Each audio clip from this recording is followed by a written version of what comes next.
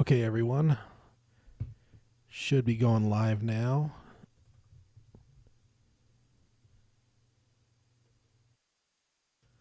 Just checking the levels and stuff on the recording for the people that will be listening on the podcast and not be listening live. All right, guys. So this is actually a brand new type of show outside of our normal roundtable and our normal book club episodes. I had an epiphany for a new kind of show, and pretty excited about it. And we are going to start it. And then while kind of going with this idea of this new kind of show, it actually struck me about.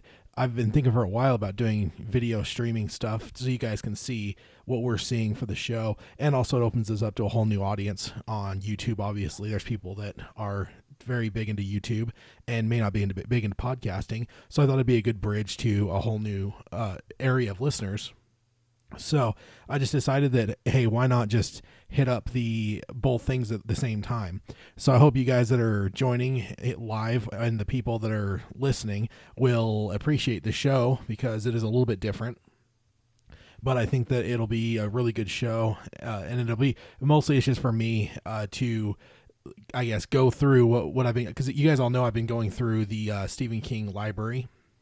I've had a little bit of delays on that with things at work and stuff, having to read some stuff for work. And also, you guys all know, if you guys have been listening to for any period of time, that they stopped us from listening to stuff at work. So for audiobooks and stuff, they slowed me down a little bit. But I've been going through, and I got through Carrie, and I was a little bit into Salem's Lot, and that's when everything stopped me.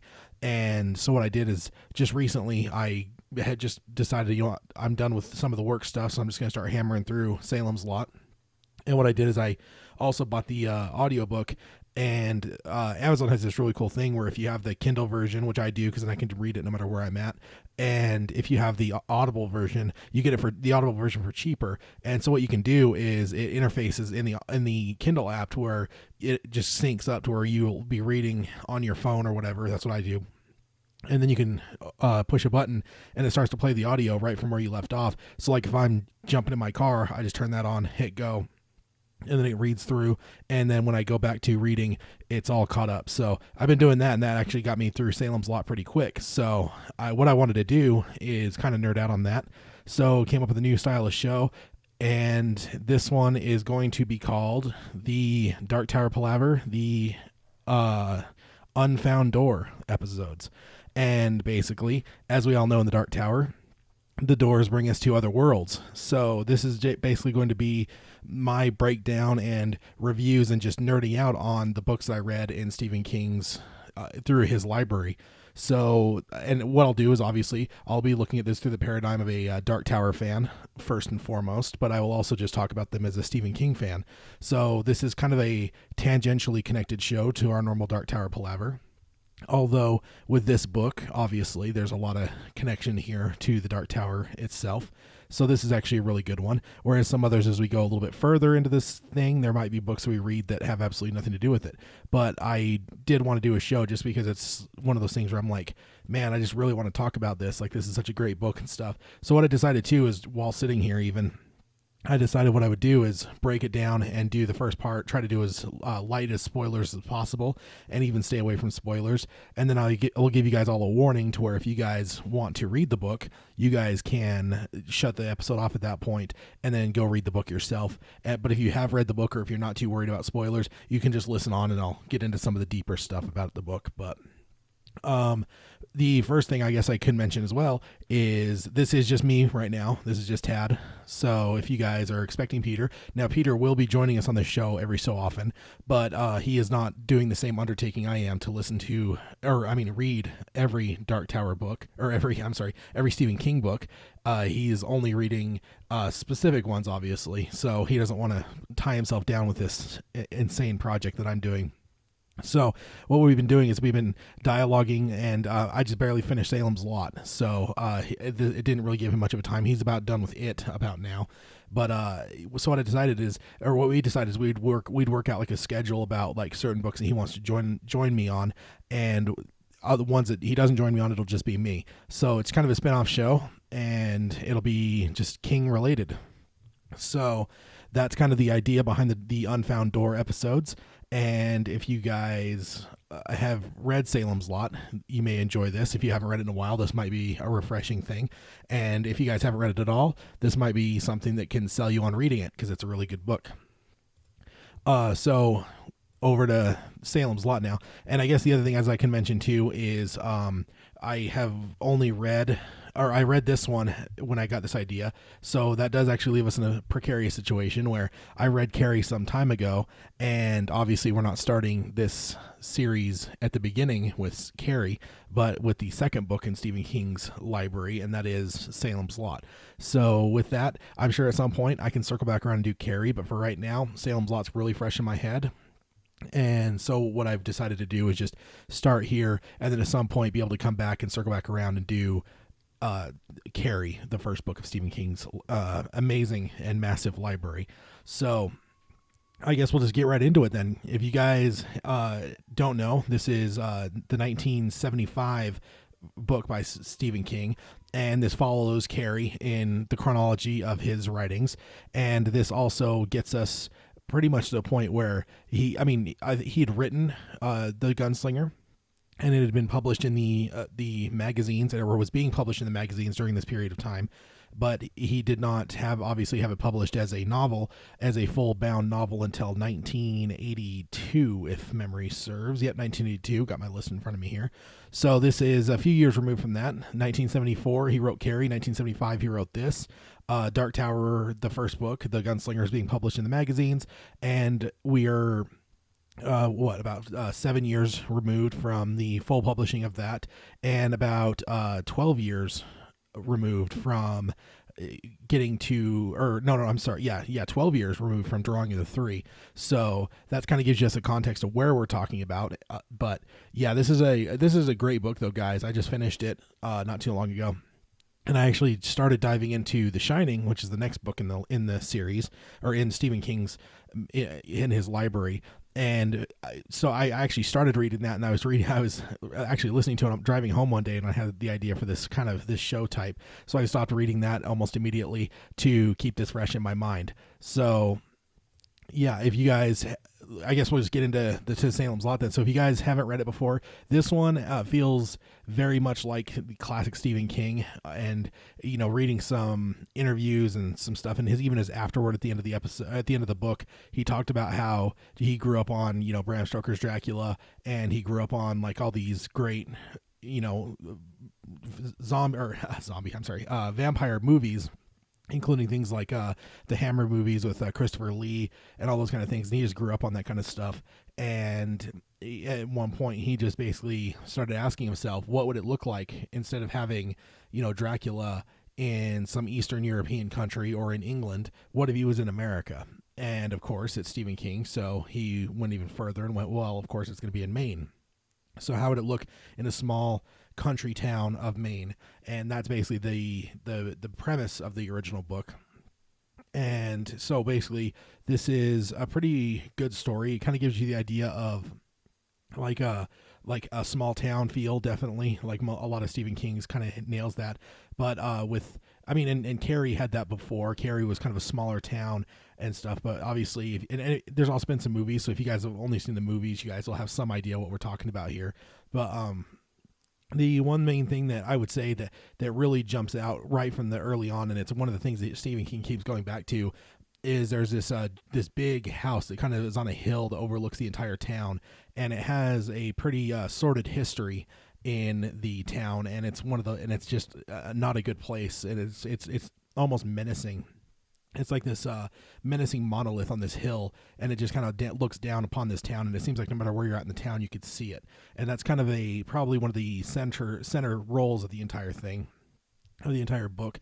And it starts off, and I'm not going to get into like the crazy plot points yet, but I just want to give you some basics of it and stuff. But it starts off with Ben Myers.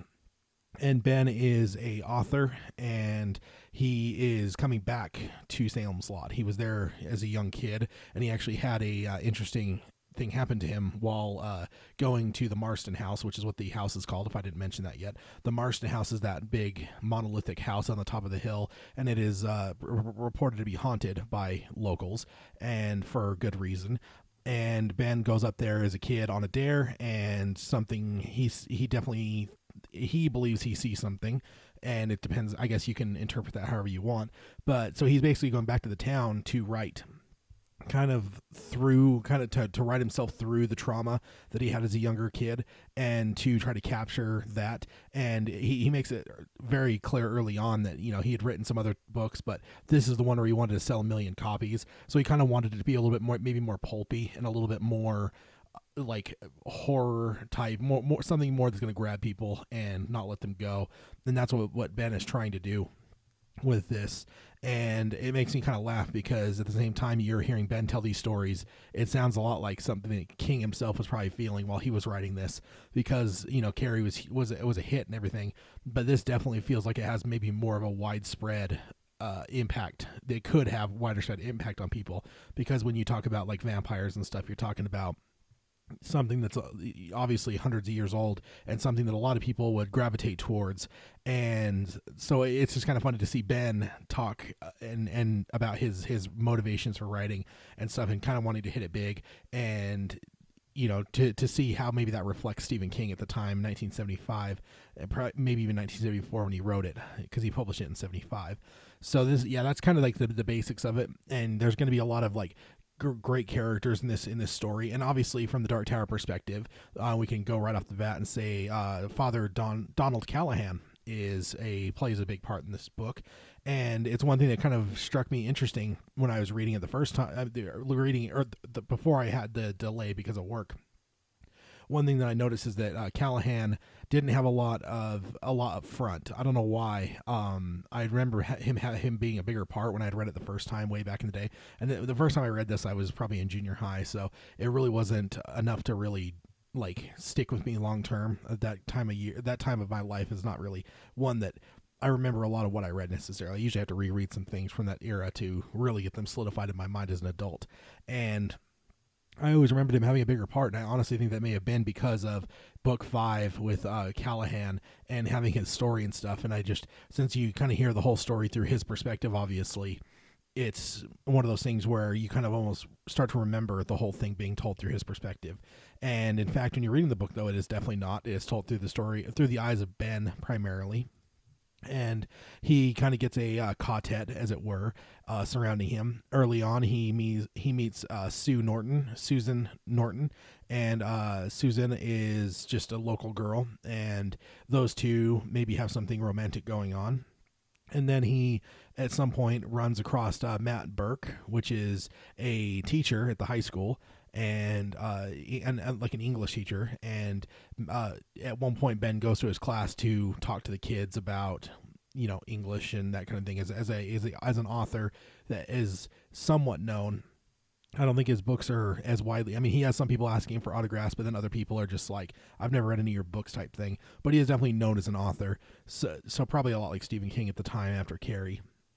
So Matt Burke kind of gets tied into him. And then we know Father Callahan and that kind of stuff. But for now, like those are kind of his main people as of right now. He gains a few more as the story progresses. But I just wanted to kind of talk about the idea of this kind of story, because like I think Stephen King did a really good job of writing it, and it's one of those things where you get the romantic version of Bram Stoker's Dracula. If you've never read that, I'd highly recommend that. It's been a few years since I've read that, but I really enjoy it a lot. And vampires are just kind of a cool concept, and whether you're reading the book or whether you're watching some of the movies and stuff, it's just a really cool way of telling stories. And this is actually one too for behind the scenes of Dark Tower Palaver. If you guys haven't listened for the whole time, you may not know that this is actually the book that I put Peter on originally when I introduced him to Stephen King. This is the first book I had him read, and it did definitely get him and pull him in. And I had my ulterior motives as well. I knew that with the connection with Callahan, that it would make it would set Peter up perfectly for reading the Dark Tower, because that was definitely my long-term goal, is to get him to read the Tower, of course. So I had him start there because vampires, why not? But I mean, the way Stephen King writes his book, like I have to admit that even with knowing a little bit, reading the book back in junior high, and then with seeing the movie, but it's been decades since I've seen the movie.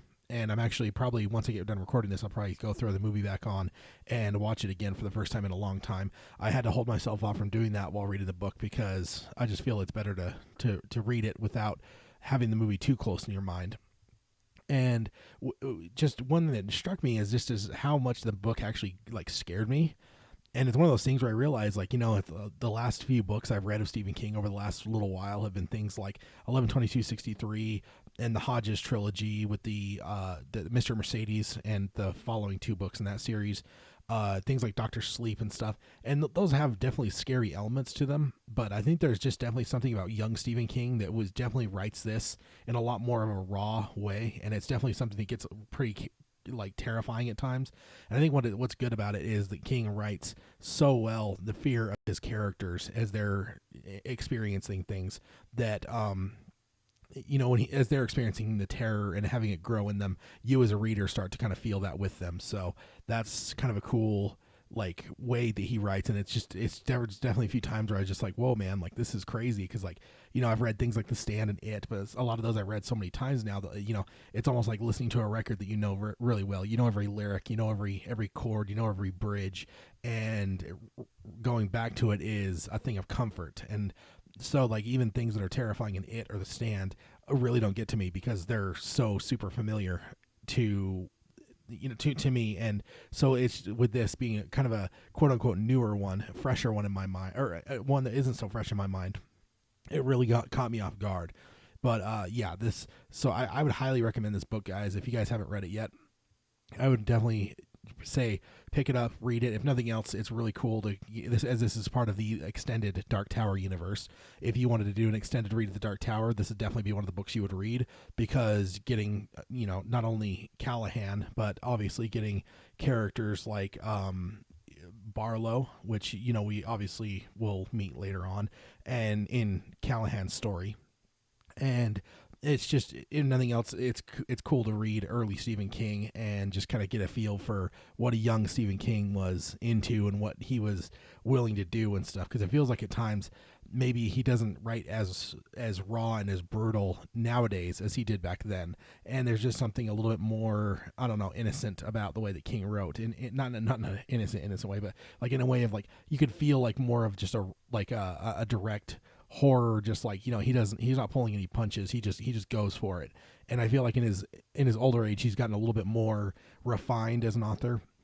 Things like 11/22/63 have their horrific moments, but there's like that story, such a great love story and stuff and things like that. There's just an evolution to him, and there's just something about like his early stuff that's like, it's like a band, after they've been around for so long, they may still write some good stuff and do some good music, but it never goes back to as good as they were in their early days when they were maybe struggling a little bit even financially. And with Stephen King here trying to follow up Carrie with another book that would do well with readers and people would buy it and stuff like that. Also, I'm going to pause real quick and just let everyone know too, if you guys are listening, if I sound a little bit weird, if I sound like I'm talking a little bit differently than normal, it's because I did have a tooth pulled yesterday. I had a wisdom tooth pulled. I actually was going to say that at the beginning of the show, but I kind of forgot. So if it sounds like I'm kind of enunciating a little bit differently, it's because I'm limping, as it were, with my mouth a little bit here. It's starting to get to the point where it's not hurting as bad, but it definitely still is a little bit sore, and I'm still just being mindful of it because I had a good old wisdom tooth taken out. So just to be clear on that, I'm trying to think if honestly if it would be good to just jump over to spoilers now and maybe. So I guess I think that might be, because I'm trying to beat around the bush a little bit on some of this stuff and not talk about too many details and stuff.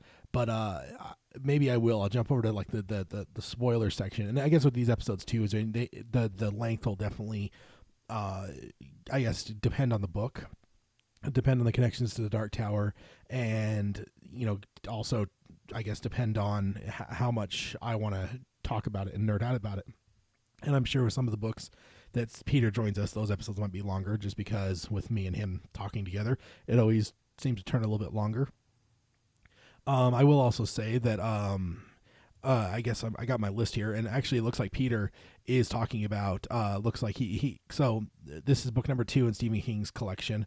Then next we'd have The Shining, then Rage, then Night Shift, and then number 6 is The Stand. And that actually is the next one that Peter says that that's the first one he wants to join us on. And with these episodes too, they are going to be a little bit more irregular. Just because it's going to take time to read the books, especially something like The Stand that's 1,200 pages long. But I guess just so don't expect these every month or every other whatever, anything like that. These will come when we're done, and especially with ones that we're both doing, it'll be when we're both done. Also, Peter's going to join us for Firestarter, which is number 9, and then he's also looking at some a little bit later down the way.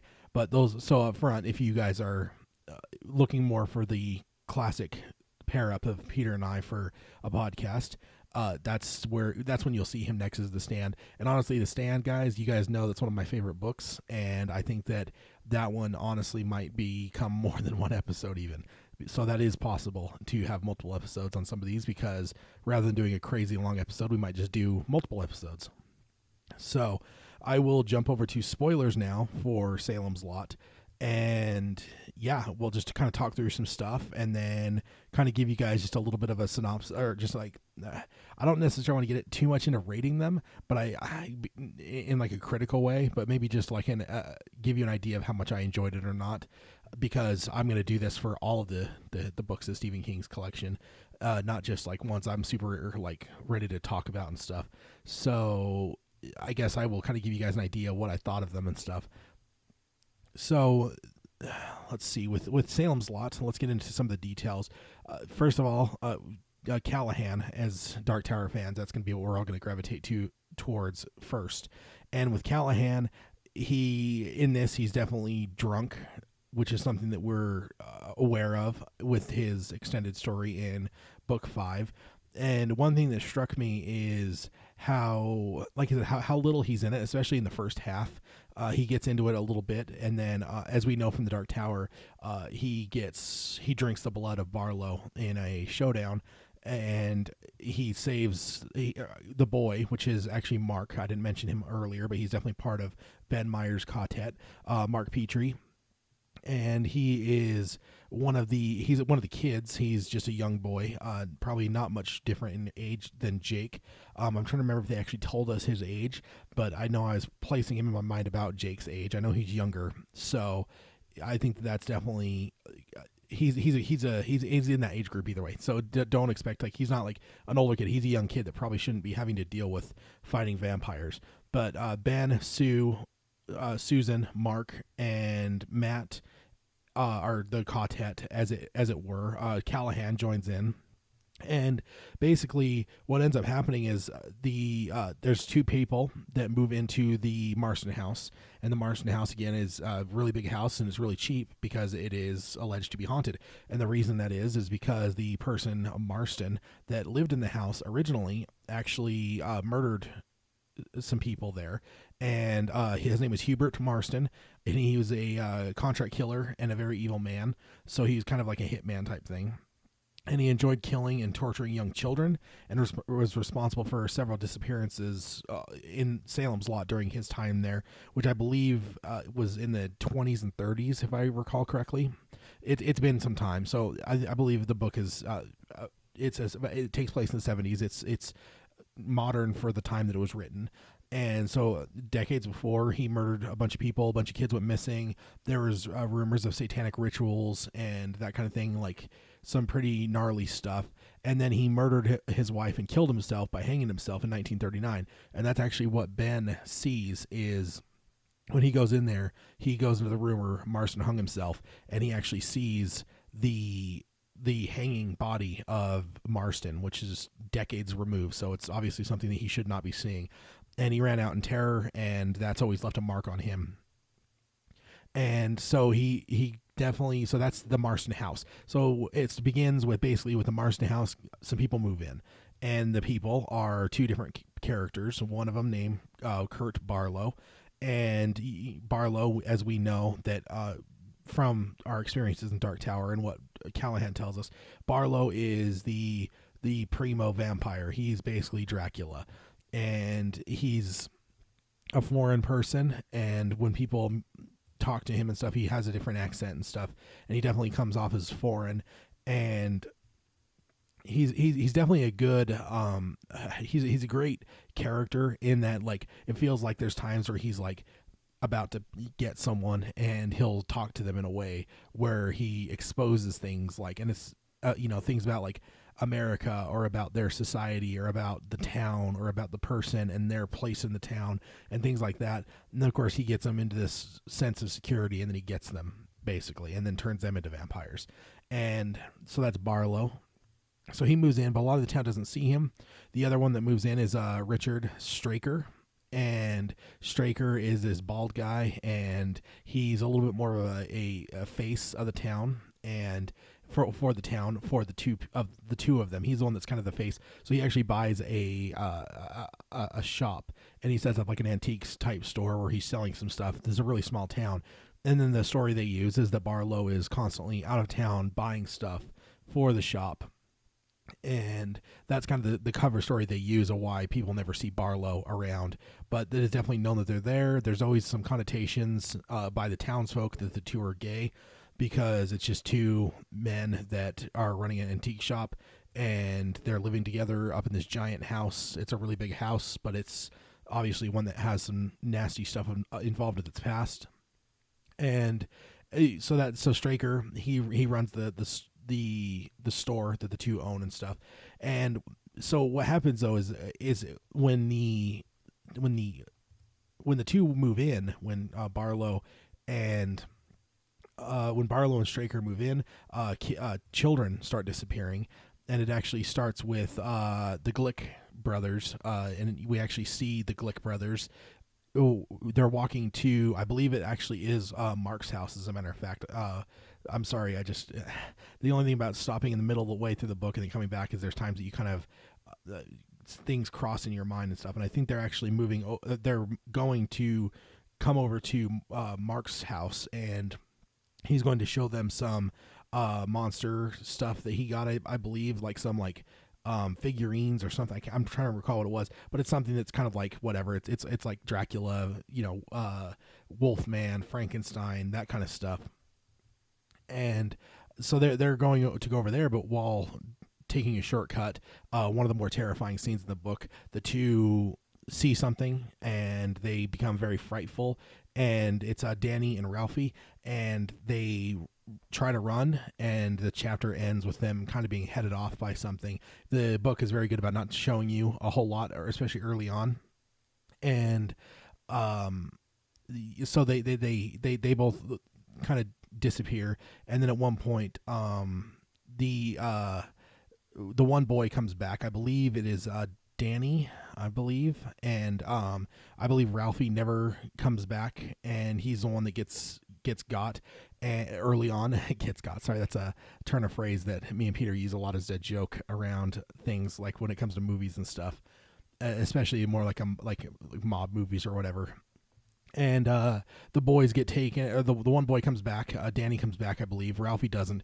And what it actually turns out in the end is it kind of gets revealed that Ralphie is actually kind of like a sacrifice that Straker uses to bring Barlow to Jerusalem's lot. And it's kind of like this whole thing where, you have to have this like human sacrifice to quote unquote like prepare the land for the vampire.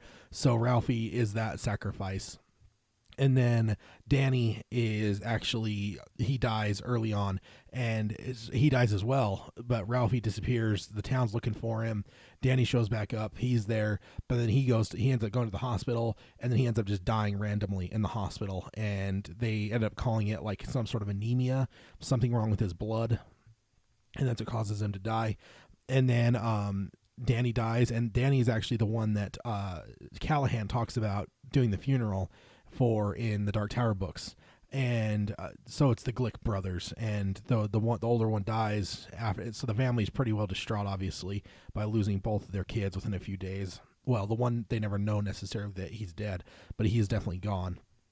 And with that, it's definitely a terrifying scene with the two in the woods. It's getting dark, and it is, just about that point where it's just become dark enough or whatever, and they get basically attacked. We don't really see necessarily what happens or whatever. You definitely feel the fear through them as they're running and stuff. And that's that. So that kind of starts it all. And then as the story progresses, it just gets to the point where like Danny, his body disappears, or no, his body is buried, quote unquote. But one of the scenes that actually got to me was after the funeral, and the funeral is very emotional. The dad ends up jumping on the casket, and while they're at graveside and stuff, and talking about how his son's still alive, he's yelling at the kid to stop messing around, and he's scaring his parents, and it's a really, really gnarly scene overall. And I think Callahan references that in The Dark Tower about how that funeral really changed him. And obviously that's all gone. Once that's done, they all leave. The grave digger that works the graveyard is there, and he decides he's creeped out by things. He doesn't understand why. And when he's going, this is one that creeped me out, this whole scene. And then he just kind of, as it progresses, he starts to realize like the boy is still alive in his mind and stuff. And he knows that that he needs to open up the casket and free the boy. And he's like driven nuts by the fact he knows that the boy's eyes are open and stuff. And he opens the casket, and the boy's eyes are open. And that's kind of the end of that whole chapter. But basically, you kind of get the impression there that then at that point that Glick is done, and you kind of like he's not dead, he's a vampire. And now you've got the grave digger is also a vampire. And so then it turns into this whole thing where, it plays on the whole vampire thing where a vampire can't enter your house without being welcomed. So you'll see things like Danny, will float outside his parents' house and, ask them to be let in.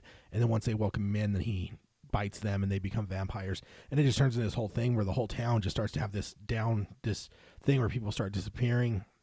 They have a bunch of quote unquote deaths that die the same way as Danny did, like in the hospital, where people just drop dead after whatever encounter they may have had. But then the thing that's crazy with the town, from the town's perspective, is the bodies keep disappearing.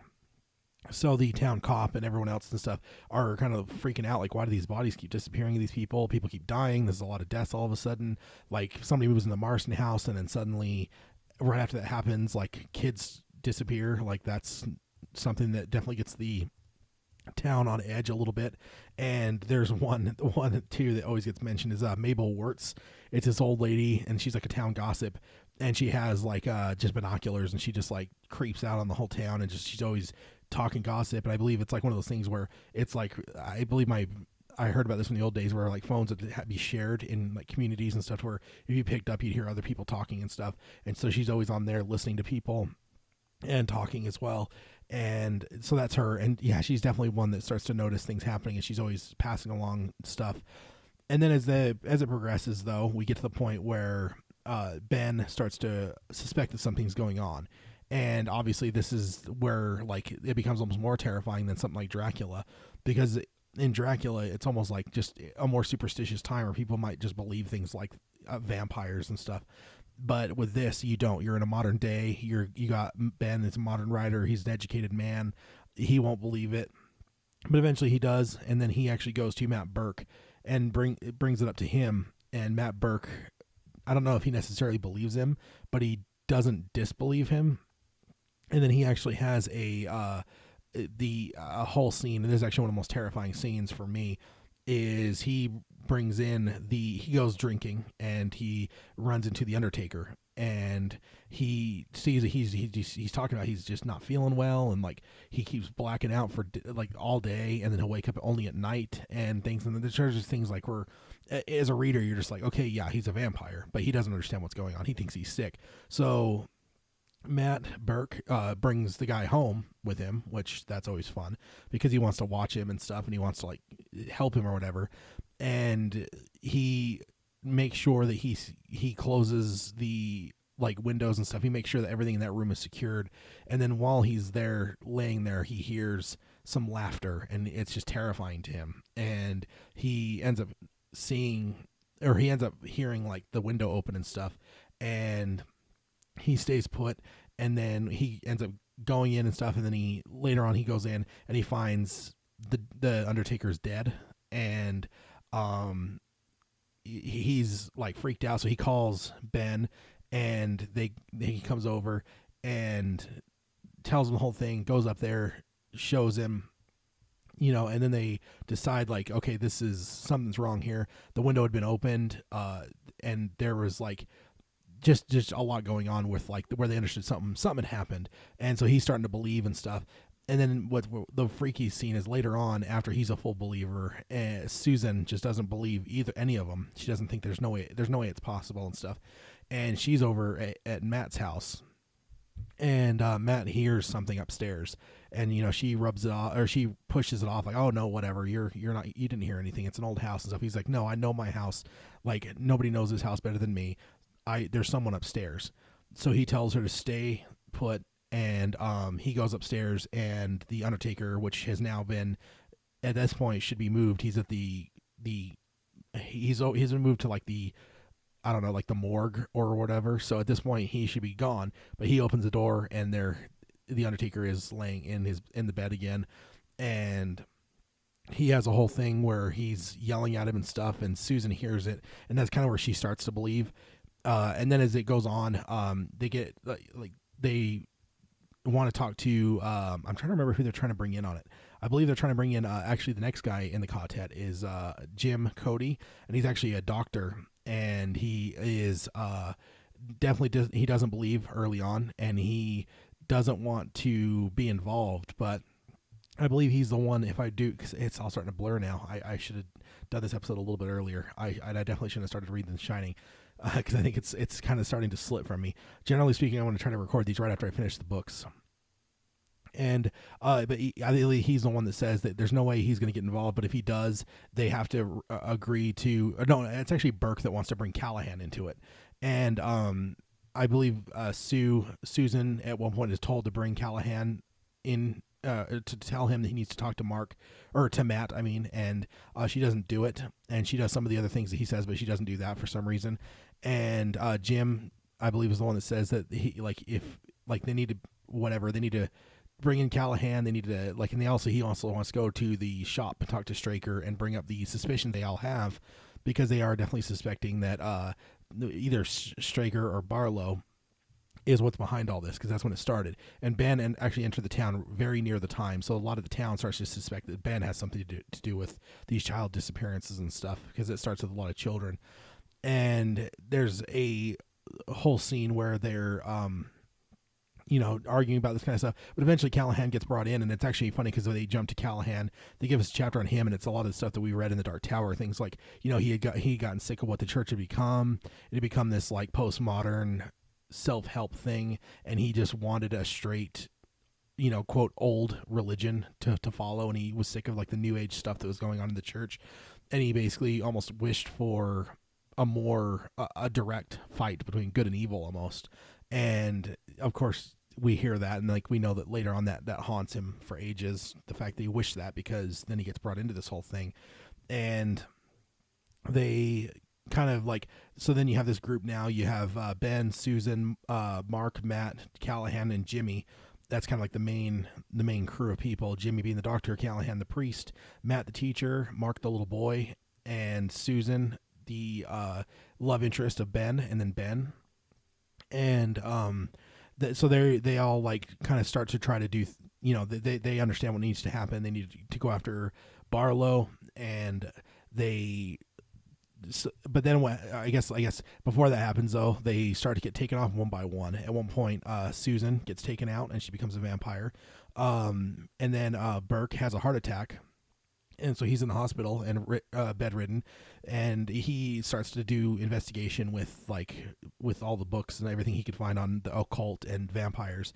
And the funny thing with Mark too is he's like, there's a point when he saves himself for some reason, and the reason that he didn't do what would have got him, as it were, was the only reason he didn't is because he knew monster movies, and he knew, quote unquote, the rules of monsters, like of vampires and stuff. So because he's a kid, he knew those. He actually ends up actually knowing quite a lot when it comes to like how to whatever, like crosses, like having a cross. And at one point, he actually knows he read a book from Houdini about escaping, and at one point he gets captured by Straker, and he uses that trick to get out. Basically, it's like you tense up everything to make yourself big, like your muscles and stuff, and then when they're gone, you relax and you're quote unquote smaller a little bit, and then with that, you're able to get out of the shimmy out of the ropes and stuff. And so Mark is definitely almost feels like a stand-in for Stephen King as a child, especially because he just knows all this stuff. He's all into monster stuff, and it ends up helping him out quite a bit. So we kind of get them, and then as it kind of goes, like everything dwindles and dwindles, and we lose Callahan, and then they lose just different people to different circumstances, and it ends up being just Ben and Mark, and he ends up having to kill Susan as a vampire. He has to like put the stake through her heart and stuff, but they end up finally getting Barlow, but it takes a while because Barlow seems to always be one step ahead of him on everything. But eventually they finally do get him, but at that point now the whole town has been overrun, and that's where it kind of gets into this whole thing where I started, as I was reading this, I'm like, man, this like could really use like a great like adaptation, maybe even a mini series or something, like an HBO or Netflix series, because like with the popularity of things like Walking Dead and stuff, I'm like, why couldn't this be just as good? Because we see a whole town basically get taken over by vampires, and where zombies are dumb, lumbering oafs, vampires are smart, they're cunning. Things like they'll go after their family that they know will let them in. They go after, they have stories to like lure people in and stuff. And so through that, all that, like, it's just this terrifying thing where you see this whole town go from a thriving small town to absolutely nothing, to where everything is dead. And if you go through during the day, it's a ghost town. And there's a few people that know. The town cop, the constable, he knows, but he ends up deciding he's going to take off. Ben and Mark and Jimmy decide that they're going to go around town during the day and start taking out the vampires. But then they end up losing Jimmy to a horrible booby trap. And that was actually, I think, before they killed Barlow. And I think at one point, Ben just decides they just need to hightail it, so they leave. And then they end up later on coming back a few years later when it's really dry, and end up just setting a fire that they knew would go and consume the town. But it still ends up being this thing where Salem's Lot's just this like town that's just like this enclave of vampires. Even though Barlow's gone, I was actually expecting it to kind of solve everything and release people, because I know there's been some versions of vampires where if you get rid of the lead vampire, the rest of them that have been turned because of that person will then be freed of the curse or whatever. So I was expecting that, but that didn't happen. And it kind of gets into this whole crazy thing with like how the town keeps going crazy and like it's full of vampires and stuff.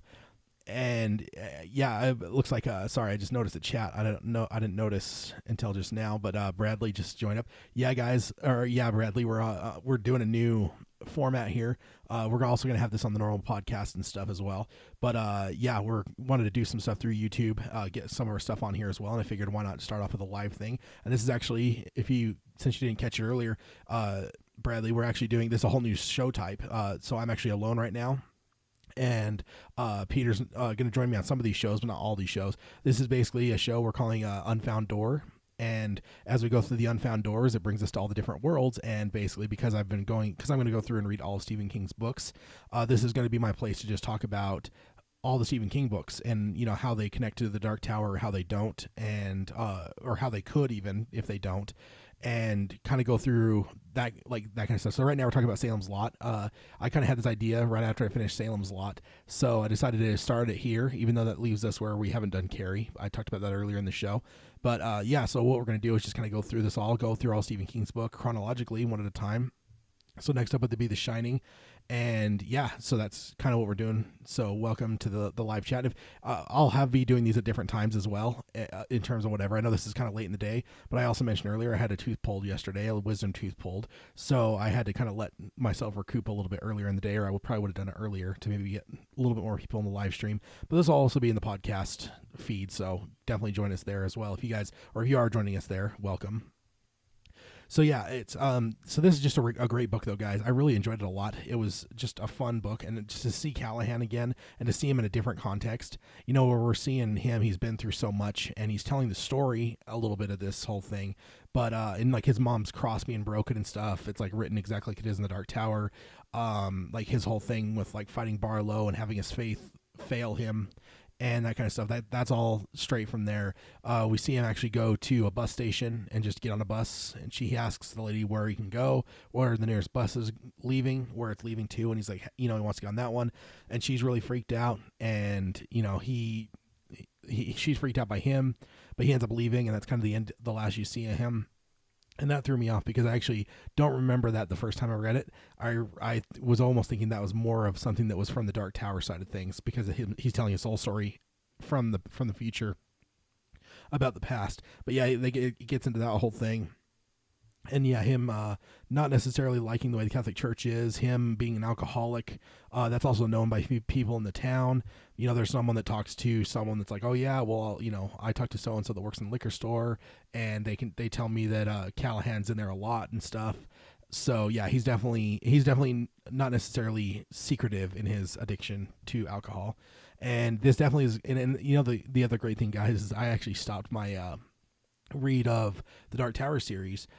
Just to pause it and to move on to some other things a little bit and stuff. And I actually paused it right about the point where when I go back to it, it will be book 5 I go back to, and it will actually be book 5 right before Callahan tells his story.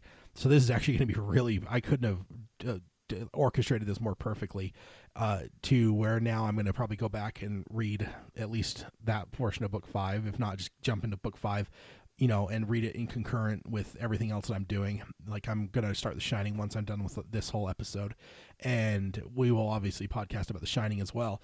And with The Shining, that one doesn't have as much overtly connected as the Salem's Lot, and I didn't pick this necessarily because I had the connections. I just picked it because this is when I had the idea. I will at some point try to go back and get to Carrie, and on some episodes I'm sure that we'll talk about some books that aren't connected to the Dark Tower, but we could talk about them, how they might fit into the Dark Tower, and maybe do a little bit of speculating and stuff like that. So yeah, that's kind of where we're at with this. But yeah, with Salem's Lot, guys, it's really good. It's just awesome to see Callahan again. It's awesome to see him in a different context. It's awesome to see, even though it's not called a quartet, to see a quartet with these characters, Ben and Susan and Mark and Matt and Callahan and Jimmy. Like, these guys are together in it together for something, to fight this evil, this force that's taken over their town. And it's just kind of cool to see, because you got like the writer, you got the little boy, you got the woman, that's there, that she's part of the town. She's a little bit more grounded than the rest of them. She's like the last one to believe. And actually, I'm sorry, guys. Actually, no, somebody wanted to bring Callahan, and Callahan's the one that wanted to go talk to Straker and bring the speculations to him. I just remembered that for sure. So Callahan just says no, that kind of thing. But then what ends up happening is, before they're able to go do that, that's when Mark gets grabbed when he goes to the house, and he actually ends up escaping with the Houdini trick, and he ends up crowning Straker with like a leg of a table, I think, and it ends up killing him, or at least enough to where Barlow actually ends up having to finish him off, and because he's pretty much all but dead. And so through that, when Callahan and them go to meet Straker to bring up the whole thing, because like Callahan's trying to be level about everything, and be like, oh, this can't be real, there's no such thing as vampires, like, let's go talk to him and see what he says about all this. But at that point, when they try to go, Straker's already dead because Matt has killed him, and then Matt actually goes into the house with Susan at one point, because Susan finally decides to believe, for whatever, I'm blanking on the reason why. So she's actually going towards the house with like a stake, and Mark sees her and follows her in, and they end up hooking up together in there to go in together. They're both terrified, and then she ends up getting captured and taken, and he ends up escaping. So he has like the survivor's guilt and stuff. His parents are both killed in Callahan, when he has his showdown with Barlow, is in Mark Petrie's house, and so Mark sees his parents killed by him, and obviously Callahan, quote unquote, sacrifices himself for Mark to escape. And yeah, it's a cool thing for sure, and it's definitely cool to see the whole thing play out, and then to have that more context to the Dark Tower series and to Callahan and what's going on, and then to the rest of his story with the vampires and the low men and everything else. It's kind of a cool thing for sure. But yeah, it's just it's like any Stephen King book. It's full of a lot of great characters. I mean, there's like this couple that's like a little bit more redneckish and stuff, and the woman beats their baby, which is kind of hard to read. That's kind of a tough one to read. But the baby ends up getting taken as a vampire, and so the family ends up getting taken as vampires. I mean, you just see this whole different group of people. It's like any Stephen King book. He just has he's so good at just filling out a town with all these different people that are all very different in their styles and stuff, and being able to have just the normal things of life, to have some that can't pay their bills, and to have some that are, disenfranchised by the world, some that are gossips and stuff like that. He's just able to just really build this world up to where you can definitely see Jerusalem's Lot, and it's called Jerusalem's Lot in the thing. It was actually the publishers, I believe, that made him change it because they didn't want people to think it was a religious book, so it got changed down to Salem's Lot. So Jerusalem's Lot is the name of the town, but it's this whole thing where you end up seeing just this whole town and how it breathes, how it lives. It's a shorter book. It's not as long as something like some of the later Dark Tower books or The Stand or anything, but you actually definitely get this whole idea of who everyone is. And you kind of, even if it's just sharing a single chapter with a character, you get to know them and you get to understand who they are as characters. And it's just a great look at what it would be like for a small town in the 70s of Maine to be invaded by vampires and to be invaded by basically Dracula. And it's just really well written. It's really terrifying at points. There's points that just really get scary when it comes to what's going on and stuff, and just how the scenes are written. It just really gets to you, and especially if you haven't read it before. So I'd highly recommend it, guys. I think that, like, overall, I don't know what I was expecting out of it because I had read it when I was younger. I don't remember it necessarily grasping me as much as when I was younger. So this is definitely a really great reread. So Salem's Lot, 1975. A few years before the Gunslinger is going to be published as a full-on book, about 7 years prior to that. So it kind of gives you an idea of where we're at in the timeline. We still have a few other books between now and then. I know the Gunslinger had been published in the magazine and stuff, but when we're talking about the Gunslinger, generally when it comes to the show, we talk about the Gunslinger about when it was published, because I want to talk about all these books and where in comparison they are to the Dark Tower timeline, because as we know, the Dark Tower kind of cuts through Stephen King's whole